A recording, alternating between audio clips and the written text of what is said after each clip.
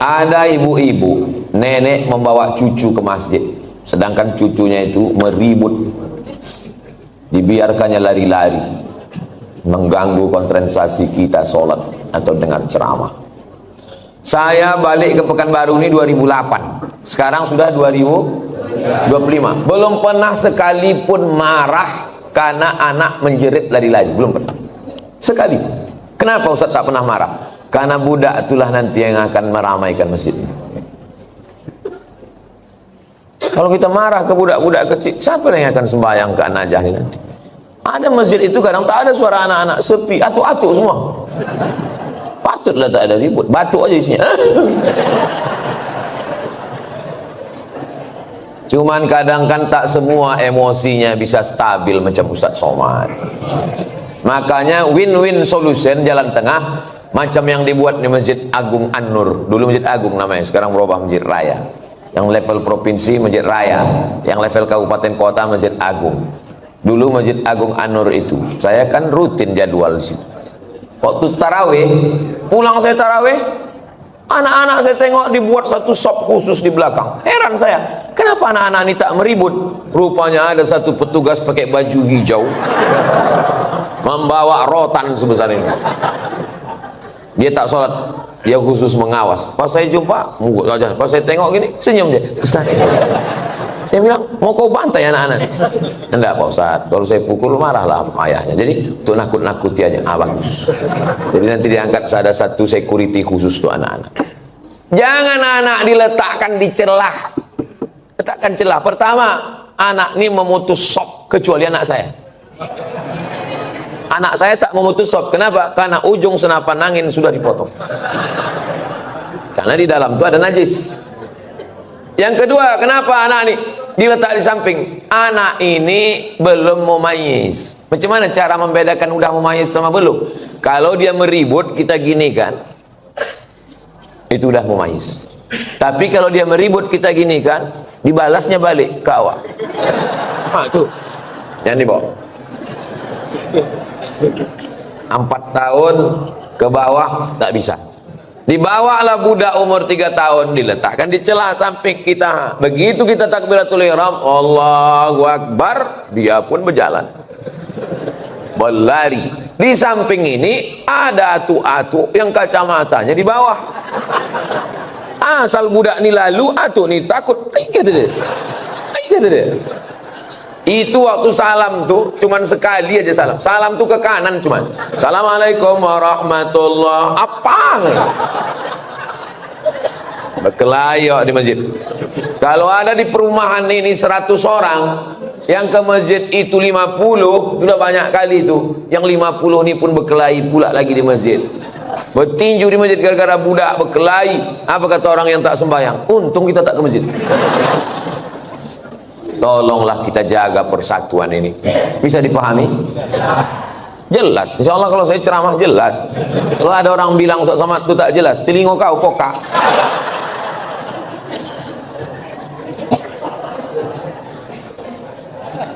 Bolehkah membaca Yasin di pemakaman Pak Ustaz?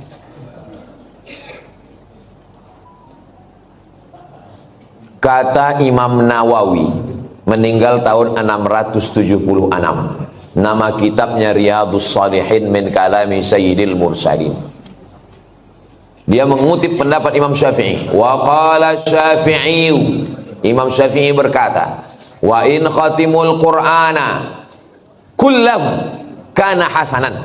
Seelok-eloknya, sarancak-rancaknya dikhatamkan sakhatam Quran, bukan surat ya, sakhatam Quran. Saya tak bisa membacakan sakhatam Quran di makam emak saya, karena makamnya di Sumatera Utara. Saya mau pergi, saya membaca di rumah. Di makam saya minta ada orang membacakan sekhatam di makam almarhumah emak saya, mengamalkan fatwa Imam Syafi'i yang seelok-eloknya dikhatamkan di kubur itu sekhatam. Kalau tak sanggup sekhatam, maka bacalah hatinya Al-Quran. 30 juz 114 surat tuh, mana hatinya? Wa qalbul Quran ya. Itulah mengapa kalau kita ziarah kubur membaca surat ya Yasin. Ada 3 hati. Yang pertama qalbul Quran, yang kedua qalbul lail, yang ketiga qalbud da'i. Qalbul Quran, hatinya Quran, Yasin. Qalbul lail, hatinya malam, sepertiga malam, jam 2. Qalbud da'i, hati orang yang berdoa ketika tahajud. Berjumpa 3 hati.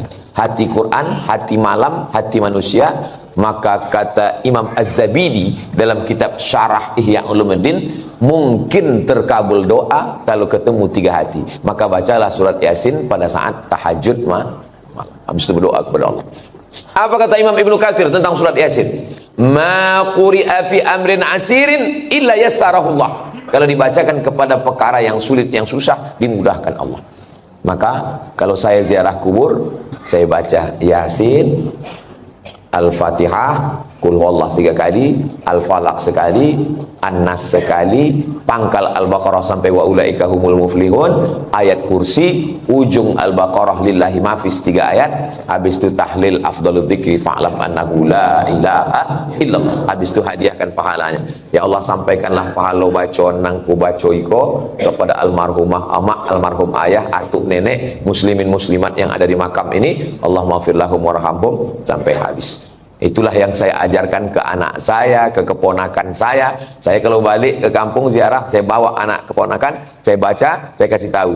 Aku membawa kau ke omak ayahku. Nanti kalau aku mati, buat pula macam yang ku buat ini. Bawa anak bini kau ke kubur aku. Paham? Yo, katanya. Begitulah yang kita baca dalam ulama-ulama. Imam Nawawi. Kalau ada orang di Pekanbaru ini yang tak percaya bahwa bacaan itu sampai pada orang mati, saya tak bisa membuktikan. Karena ini perkara ghaibiat. Saya hanya bisa menyampaikan dalil-dalilnya. Saya tak percaya, kata dia. Ya macam mana membuktikannya? Maka kalau ada orang yang menantang saya, belum ada lagi. Saya tak percaya. Tolong nama kau lengkap sama nama ayah kau. Nanti kalau kau mati, ku kirim. Kalau tak sampai, cepat kasih kabar. Ini kan masalah gaib. Kalau masalah gaib ini yang ditengok adalah dalil. Ana Rizki, kharijin min Ma'had Nuril Hidayah Bengkalis. Sa'usallimukum ya Ustaz. Kaifa ra'yukum law nastamir ad-dirasah al-aliyah lakim lan najid ridha min walidina. Nama saya Rizki. Khirijin, khirijin jamak, mufrad khirijun, khirijun. Saya alumni dari Ma'had Nurul Hidayah Bengkalis. Sa'as'alukum, saya mau bertanya ke Ustaz. Kaifa ra'yukum law nastamir dirasah, nuwasil ad-dirasah. Laisa nastamir, nuwasil ad-dirasah. Bagaimana pendapat Ustaz kalau kita mau melanjutkan ke perguruan tinggi, tapi orang tua tak setuju? Mau melanjutkan perguruan tinggi fil kharijid daulah, mau keluar negeri, tapi mak dia tak setuju. Saya ini adik beradik 2. Saya anak pertama, adik saya berdua cuman. Laki-laki dua-duanya. Tak banyak anak mak saya. Jadi waktu saya lulus mau ke Mesir, berat dia mau lepas saya. Aku anakku 2, tak ada anak betino. Semana nanti aku dah tua. Datang wak saya, abang mak saya, menasihati dia. Harimau mati meninggalkan belang, gajah mati meninggalkan gading, manusia mati meninggalkan hutang. Harimau mati meninggalkan belang, gajah mati meninggalkan gading, manusia mati meninggalkan nama. Kalau kau tahan somat ini di celah ketiak, beginilah cuman dia. Tapi kalau kau lepaskan diri belajar, jadi orang dia, mengajar dia, mengalir pahalanya sampai hari kiamat. Betul cakap puasa itu. Sampai hari ini di mana aja saya tausiah, pahalanya mengalir ke makam almarhumah mak saya. Maka ibu-ibu yang sayang ke anak, bukan kalian siapkan anak dalam kelambu, bukan kalian suapi, lepaskan dia sejauh mata memandang. 4 tahun aku tak balik. Kenapa tak balik? Ongkos mahal. Sampai terpikir juga di kepala, jangan-jangan aku anak angkat, anak adopsi, balik. Sampai akhirnya 2017 saya daftar S3 ke Sudan. Waktu itu umur mak saya sudah 70 tahun. Saya suruh Muhammadiyah. Saya bilang, mak, saya mau mencoba dia, kuat tak dia? Mak sekarang udah 70, di rumah ini sendiri. Aku mau S3 ke Sudan. Nanti kalau S3 ini 2 tahun aku di Sudan tak balik-balik. Apa kata dia? Pergi kau ke Sudan sampai dokter bawa kau balik. Kalau aku mati, matilah, yang penting mengalir pahalanya. 70 tahun umur mak saya. Sampaikan video ini ke mak kamu. Kalau tak mau juga dia nerima, tahu maaf apa itu. Ibu kalau sayang sama anak, lepaskan dia sejauh mata mandang. Nanti dia akan balik pulang. Setelah saya punya anak, baru saya tanya, mak, berat rupanya berpisah sama anak. Oh iya, macam mana mak dulu bisa berpisah sama aku 4 tahun? Asal udah dekat bulan puasa, air ayo, ku carilah budak-budak yang hitam macam kau. Ku bolikan baju, ku undang ke rumah, ku kasih makan. Hilang rinduku ke kamu. Begitu rupanya cara dia. Kadang-kadang sedang mencuci di dapur, ku dengar suara kau main bau. Oh mak, bukan tanggung melepaskan anak. Sedang mencuci, didengarnya suara saya itu memanggil.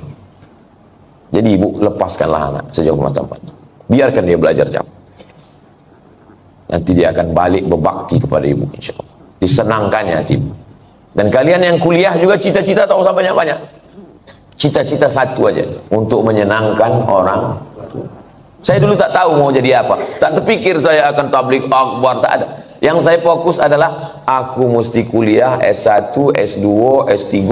Nanti kalau sudah dapat ku ijazah 3, ku bawa ijazah ni ke Malaysia. Aku mau jadi dosen. Sesudah aku dapat duit, akan ku senangkan nama ayahku. Itu cuma, tak banyak, tak lain. Maka tak pernah saya berdoa lebih.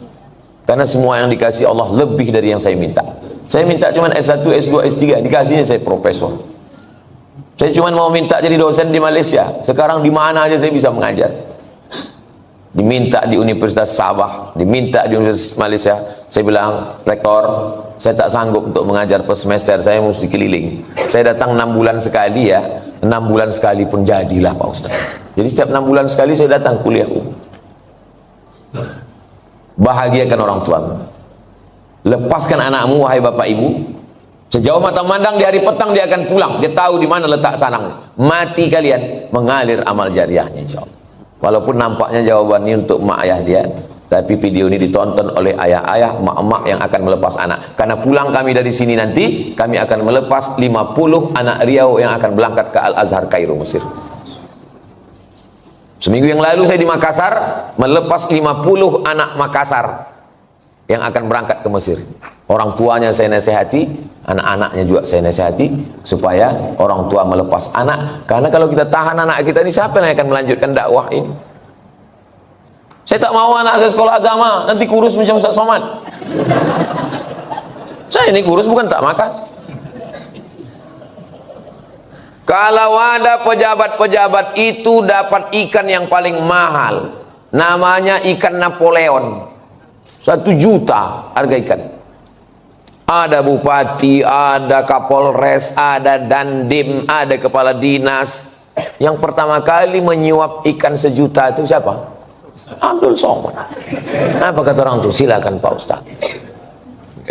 Dikasihlah ketam kepiting sebesar piring besar, disingkel. Bupati tak berani makan, tentara gagah dandim tak berani makan ketam. Polisi berseragam berpistol tak berani makan ketam. Tak kalian makan Pak, kolesterol Pak Ustaz. Saya makan ketam tuh habis hidup saya sampai sekarang.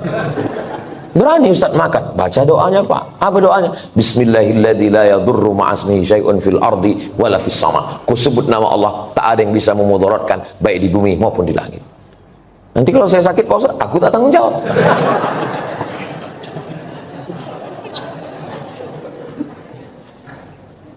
Definisi mengganggu tetangga itu bagaimana Pak Ustadz? Apalagi kita di komplek perumahan. Mengganggu menurut syariat Islam, bukan mengganggu menurut perasaan. Kalau menurut perasaan, perasaan ini lain orang, lain kepala, lain orang, lain hatinya. Saya terganggu betul dengan tetangga saya ini Pak Ustadz. Kenapa kau terganggu? Bininya cantik kali. Cantik ciptaan Allah. Jadi yang maksud mengganggu itu adalah kalau bertentangan dengan syariat Islam. Saya terganggu dengan tetangga saya ini Pak Ustadz. Kenapa? Melihara anjing dia Pak Ustadz. Oh, dalam Islam melihara anjing hanya boleh untuk menjaga kebun dari pencuri. Tempat kita aman, rumah rapat, maka tak ada alasan. Maka kita lapor ke RT RW, musyawarah, dudukkan bersama. Kadang jamaah ini mau mengambil hukuman segera, saya racun aja lah Pak Ustaz. Dipasang racun, rupanya anjing itu tak makan, dimakan kucing, awak mati kucing. Dimusyawarahkan. Wa amruhum syura bainahum. Hari libur, hari Ahad, rumah dekat-dekatan, dipasanglah lagu bum bam bum bam bum bam. Belilah earphone. Berapalah harga earphone? Dengar sendiri. Jadi dipasang satu komplek. Kan tak semua orang suka lagu itu. Apalagi di situ ada orang-orang tua yang jantungnya tak kuat. Mendengar itu, kata dia mati. Ini mengganggu. Menurut syariat pun tak betul. Nah, maka menurut syariat agama Islam, rumah berdekatan, sempadan cuma dinding, dinding pun tak penuh ke atas. Ditanamlah pula pokok mangga pas di situ. Buahnya apa tak asal menengok meniti air. Nah, ini mesti menjaga. Maka kata Nabi, idza tabakhta, kalau kau memasak, fa'aksir ma'aha, banyakkan kuahnya. Pesan Nabi ke tetangga, kalau kau masak, banyakkan kuahnya. Untuk apa? Berbagi ke tetangga, menyambung tali silaturahim. Kata almarhumah mak saya dulu, kalau tak menjulur labu, tak menjulur kundur. Ini pokok labu, ini pokok kundur, sama-sama ditanam. Menjulur itu maksudnya keluar pucuknya. Keluar pucuk labu, keluarlah pucuk kundur. Kalau tak keluar pucuk labu, tak keluar pucuk kundur. Apa maksudnya? Kalau tak kedatang makanan kita, tak datang pula makanan orang. Halus pepatah orang. Bagikan makan. Kata Nabi kuah, tapi yang pula gara-gara ceramah nih kuah aja. Dulu sebelum Ustaz datang berbagi ayam kami, sesudah Ustaz kuah aja lagi. Gara-gara Ustaz Somad. Ya, tahabu, saling berbagi hadiahlah kamu, maka kamu akan berkasih sayang. Malam Jumat jumpa wirid Yasin. Dulu begitu orang jumpa, sekarang udah tak ada lagi jumpa. Jumpa pun di acara pesta nikah, walimah, udah tak bisa bertanya lagi. Dulu kau tanya, siapa menantu kau nih? Macam-macam mirip. Ini anak Pak Fulan. Oh, takik mana juga mau balancik-lancian nih rumahnya Jawa. Sekarang tak bisa lagi ngobrol. Pasti tanya, itu anak siapa? Apa? Anak siapa? Suara musik. Bum bam bum bam bum bam. Tak ada lagi silaturahim. Bertanya, itu menantu kau? Apa? Tak ada lagi silaturahim. La salam wala kalam. Alhamdulillah, Masjid An-Najah ini tempat kita bersilaturahim. Datang ke masjid, buat wirid Yasin malam Jumat, baca Yasin habis maghrib. Habis itu habis isya acara makan bersama. Tak ada duit, kumpul iuran. Di Malaysia itu setiap masjid itu ada dapurnya. Saya perhatikan tuh, setiap masjid ada dapurnya, ada dandang besar dan bisa masak. Tidak usah masak yang repot-repot, masak nasi minyak, nasi mandi. Karena ayam nyembuk catus itu kumpul makan bersama. Di Malaysia itu ceramahnya tak terlalu banyak. Ceramah sedikit aja, makan yang lama. Tempat kita ceramahnya panjang. Habis selesai keluar lami kecil-kecil. Di tempat lain. Kalau di An-Najah ini tak tahu kita. Kita tengoklah nanti. Saya menikah dengan seorang duda. Sudah 10 tahun pernikahan ini saya belum punya anak. Saya mempunyai anak sambung. Anak sambung. Saya menyayangi dan mencintai seperti anak kandung saya. Anak sambung saya selalu meminta doa dan ridho dari saya. Apakah doa saya akan diijabah? Karena saya bukan ibu kandungnya. Dan jika saya meninggal nanti, saya tak ditakdirkan untuk punya anak. Apakah doa anak sambung saya nanti sampai ke saya, Pak Ustaz? Yang pertama, ibu sama anak kandung tuh sama anak sambung ini sampai mati tak bisa menikah.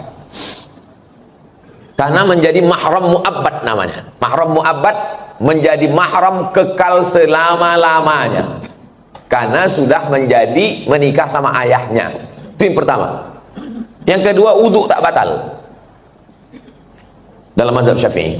Yang ketiga, seandainya saya lewat di kuburan di depan Hotel Mutiara Merdeka dekat Leton, saya mau pergi nih, lewat kuburan itu saya baca doa, Assalamualaikum ya ala diyar minal mu'minin wa inna insyaallah bikum lahikun yarhamullahu mustaqdimina wal mustakhirin nasallallahu wa lakumul afiyah Allahumma fir lahum warhamhum. Doa saya sampai apa tak sampai? Doa saya sampai apa tak sampai? Sampai. Padahal saya tak kenal sama orang itu. Sampai doa. Apalagi anak sambung. Kenapa ragu doa tak sampai? Oh, jadi doa sampai Pak Ustaz? Sampai. Lalu apa makna dalam hadis itu? Waladun solihun. Maksudnya amal saya kepada orang mati itu sampai. Bukan tak sampai. Amal kita ini semua kepada orang mati sampai. Kalau tak sampai amal kita kepada orang mati, tak ada sholat jenazah. Sholat jenazah itu amal orang hidup apa orang mati? Orang hidup untuk orang mati. Jadi kalau ada orang mengatakan amal orang hidup tak sampai kepada orang mati, nanti pas dia mati jangan sembahyangkan. Bisikan, kau dulu bilang tak sampai kan? Tak sampai kau. Amal orang hidup ini sampai ke orang mati. Terus Pak Ustadz itu katanya anak yang soleh. Masih fokus nih, masih fokus. Ini Abdul Somad. Abdul Somad ini kalau mati amalnya kan putus semua kan? Putus kan? Masih bisa dia ceramah? Putus. Masih bisa dia sholat sunat Isra? Tapi ada 3 amalnya yang dulu tak putus. Yang pertama, shadaqatun jariyah. Disumbangkannya 2 sak semen ke Masjid An-Najah. Putus atau tak putus? Tak putus. Karena setiap hari orang sholat mengalir ke dia. Itu kan amal dia dulu. Yang kedua, ilmun yuntafa'u bih. Ceramah dia di Masjid An-Najah. Ceramahnya itu dulu atau sekarang? Dulu. Habis mati tetap mengalir, diamalkan oleh jamaah. Yang ketiga, anaknya. Anaknya itu kan amal dia itu. Yang ketiga, inilah orang. Ya kok amal dia Pak Ustadz? Kalau bini itu cuma ditengok aja bisa dia hamil. Jelas? Tak jelas juga payah lah aku menjelaskan. Anak saya itu amal saya. Amal saya. Jadi hadis itu bukan bercerita hanya doa anak saja yang sampai. Hadis itu mau menceritakan amal-amal dulu tetap mengalir sesudah salah satunya anak. Jadi yang tak punya anak atau meninggal jomblo tak usah takut, kami mendoakan. Ini Ustadz ini emosi, tidak emosi. Memang begitu dia kalau menjelang sarapan itu memang begitu. Seumur-umur saya membaca pertanyaan, inilah tulisan yang paling cantik. Cantik kan? Cantik kan? Bisa pula rapi menulis. Saya bolak-baliklah menulis rapi, tak bisa-bisa. Memang irilah saya menengok tulisan. Mudah-mudahan anak saya bisa cantik tulisannya begini. Assalamualaikum, berapa kalilah dia mencobanya ini. Assalamualaikum warahmatullahi wabarakatuh. Alhamdulillah wa syukurillah. Alhamdulillah wa syukru lillah. Saya kurang. Alhamdulillah wa syukru lillah. Alhamdulillah wa syukru lillah. Jadi jangan syukurilah. Bukan syukurilah, syukurilah itu bahasa Indonesia, syukurilah ya. Kalau bahasa Arabnya alhamdulillah wa syukru lillah. Semoga Ustadz Somad dalam keadaan sehat dan selalu dalam lindungan Allah. Amin. Sekarang tak boleh lagi doa menyebut amin, dilarang oleh Bawaslu. Karena udah musim-musim kampanye. Saya ini menyampaikan menuju pemilu damai. Ini penting bagi Bapak Babinsa dan Babin Kamtipmas untuk menjaga ketertiban. Jadi nanti jangan heran kalau udah 100 hari menjelang pemilu, Ghairil maghdubi alaihim waladdallin. Tak boleh, itu keberpihakan. Sunyi nanti masjid diam.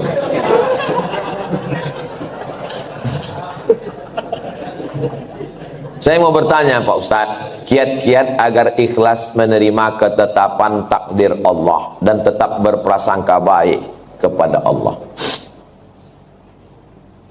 Mohon doanya Ustadz untuk seluruh istri pejuang garis 2. Pejuang garis 2 itu maksudnya yang belum hamil. Kalau udah dipakainya tes spek itu kan 2. Ini penjelasan bagi yang belum berbini. Yang udah berbini pun tak paham juga. Bagaimana cara kita biar supaya rela menerima takdir Allah?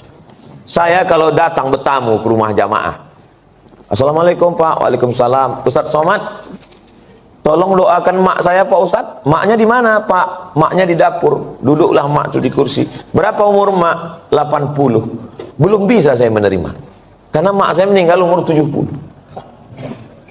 Dalam hati saya tetap, kok hidup mak dia, kok mati mak? Kok tak sempat makku ku bawa jalan-jalan ke Brunei, ke Malaysia?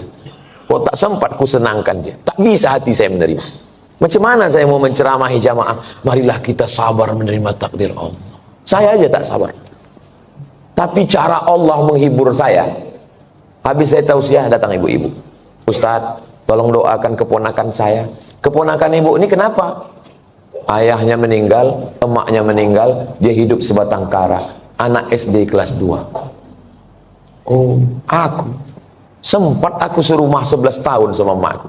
Dari 2008 ke 2019. Ini budak nih kelas 2 SD sebatang kara. Ternyata yang membuat kita bisa sabar itu adalah ketika membandingkan dengan orang lain. Begitu cara Allah mengajar saya. Ayat tak mempan, hadis tak mempan. Kenapa tak?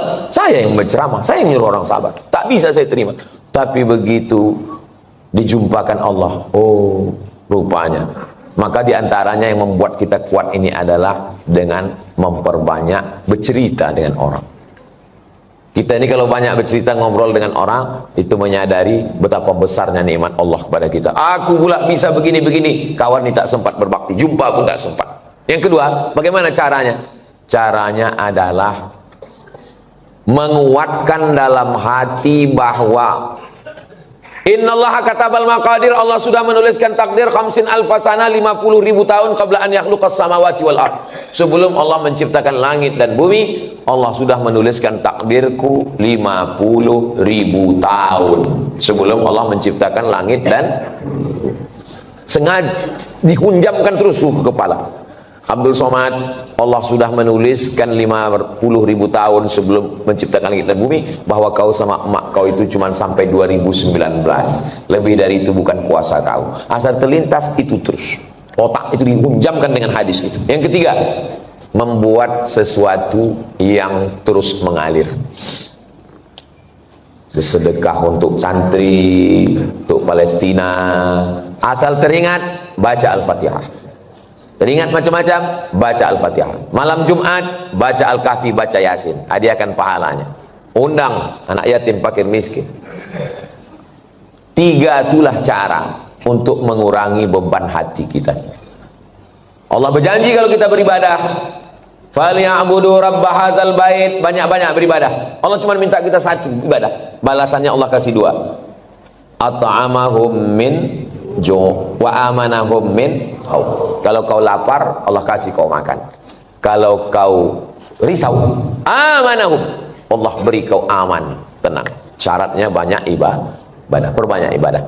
Pagi sholat isyraq, sholat duha, malam bangun mandi, sholat sunat wudu, sholat sunat taubat, sholat sunat tahajud, sholat sunat hajat.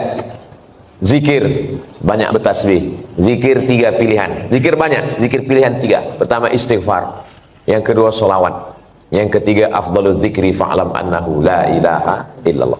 Astaghfirullahaladzim, astaghfirullahaladzim, astaghfirullahaladzim. Kalau tuan membeli peniti, jangan ditusukkan ke sayur kubis. Kalau mik sudah mati, tandanya waktu sudah habis.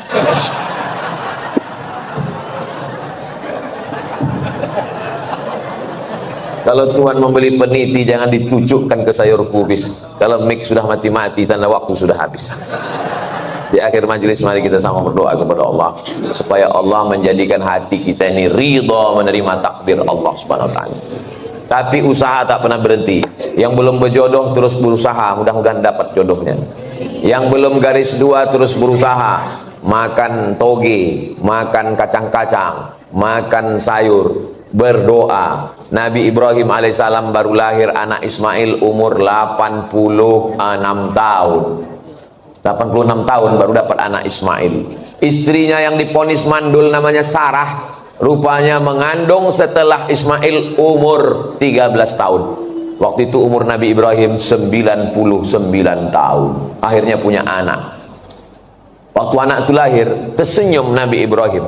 Karena udah diponis orang, istrinya mandul takkan punya anak, senyum dia. Senyum itu bahasa Yahudinya Yitzhak, bahasa Arabnya Yithak. Maka dikasihnya nama anak itu Ishak.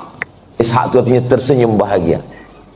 Saking kan lucunya cara Allah ingin menguji seorang hamba. Tak ada yang sulit. Innama amruhu iza arada syai'an ayaqula lahu kun.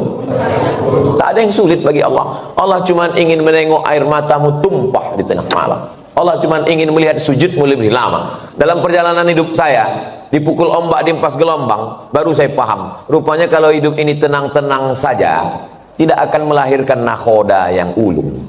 Kalau tidak tajam ombaknya, sujud kita sebentar. Tapi kalau pukulan itu kuat, lama sujud kita dan terasa nikmat. Karena tak ada lagi kawan yang bisa diajak berbisik. Akhirnya kita berbisik ke tanah. Malaikat-malaikat di langit memintakan doa itu dikabulkan Allah Subhanahu wa ta'ala.